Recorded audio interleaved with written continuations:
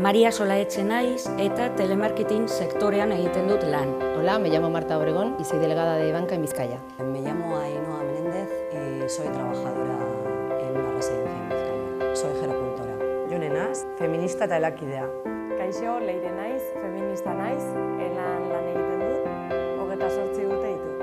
Aiala naiz, 34 urte ditut, 2 urteko ume bat dago. Pertenezco a un sector en el que trabajamos alrededor de 5.000 mujeres. Telemarketing sektorea sektore feminizatua da, gehiengoa emakumeak gara, gutxi gorabehera 82 emakumeak gara.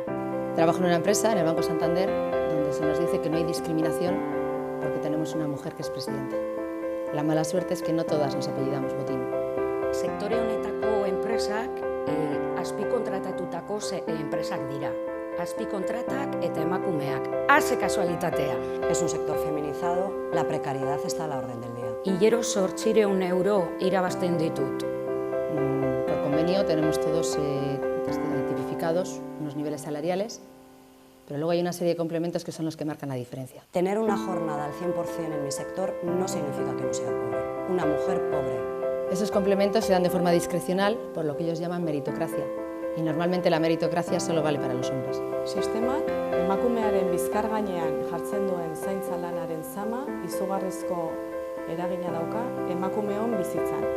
Cuando esos cuidados los llevamos al mercado laboral, no es considerado un trabajo, es como si lo tuviésemos que hacer de una manera casi prácticamente gratuita. En nuestro sector la brecha salarial es patente. Astelenetik larunbateraino egiten dut lanaldi partzial batekin, 33 ordu astero. Nosotras parecemos unas privilegiadas, las mujeres que trabajamos en banca, porque tenemos un salario medianamente digno. Y el problema viene cuando pues tenemos un problema sistemático en banca, que es la prolongación de jornada. Sistemáticamente prolongamos jornada todas las tardes gratis, sin cotizar a la Seguridad Social ni cobrar esas horas. Tala mundutik esan, badakigula soldatapeko merkatu formalean lan egiten dugun emakumeok batzurentzat privilegiatuak izan daitezkeela ere, baina guk ere sindikatutik salatu nahi dugu lan merkatu formala ere oihan basati badela emakumeentzat. Ama izan naizenetik lanaldi murriztuan nago. Ez da kasualitatea murrizketa hartzen dugun gehienak emakume izatea. Es cierto que en la banca hay mucho miedo, siempre ha habido mucho miedo a hablar, a irte a tu casa a tu hora, hay miedo a pedir una reducción de jornada porque estaba mal visto. Si tú te vas a las 3:30, tienes una actitud que no es la que quiere el banco. Entonces la única manera de irte a tu hora es pedir una reducción de jornada. Entonces cada vez más mujeres están viendo que la única forma de conservar su trabajo es pedir una reducción de jornada. Txandaka egiten dugu lan, ez da kontziliaziorik existitzen. Kanpora begira lan bat daukat, baina errealitatean bi lanaldi ditut. Sindikalistok zaintza lana erdigunean kokatu behar dugu eta balioa eman. Mi horario laboral oficial empieza a las 9, pero en realidad empieza mucho antes en casa. Greba historikoa izango da. Zaintzari balio politikoa emango zaio. Elak bat egiten du nazioarteko greba feministaren deialdi honekin, eta uste dugu hau pausu garrantzitsu bat izango dela bai sindikalismoarentzat zein feminismoarentzat ere. Martxoaren 8ko greba deialdia pauso berri bada, erronka bat suposatzen du sindikatuarentzat. Greba feminista bat, lan greba bat baino haratago doan zerbait dela, 4 greba ardatz planteatzen dira, lan greba, enplegu greba, kontsumo greba, 3. zaintzen greba eta hezkuntza arloko greba ere.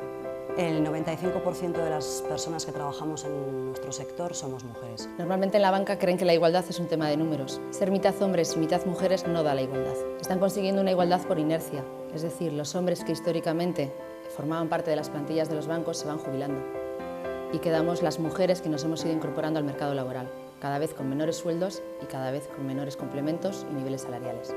Indarkeria sexistarik gabeko mundu bat nahi dugu. Ez dut beldurra sentitu nahi kaletik nabilenean. Gauetan etxera bueltatzerakoan ez dut atzera begiratu nahi.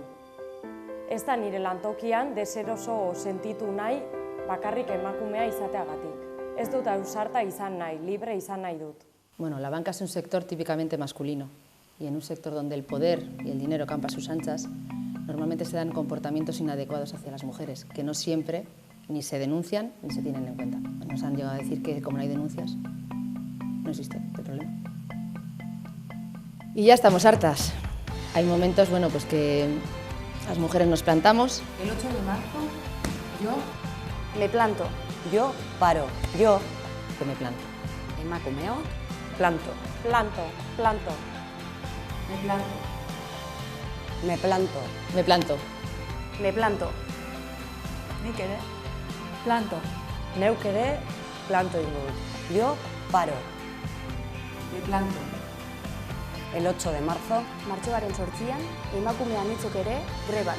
yo haré huelga. grebara noa. Zergaitik egingo dudan grebanik. La munduan soldatapeko emakumeen egoera askoz prekarioagoa dalako. Sindikalismoa eta mugimendu feministaren arteko aliantza ezinbestekoa delako. Ezinbestekoa delako.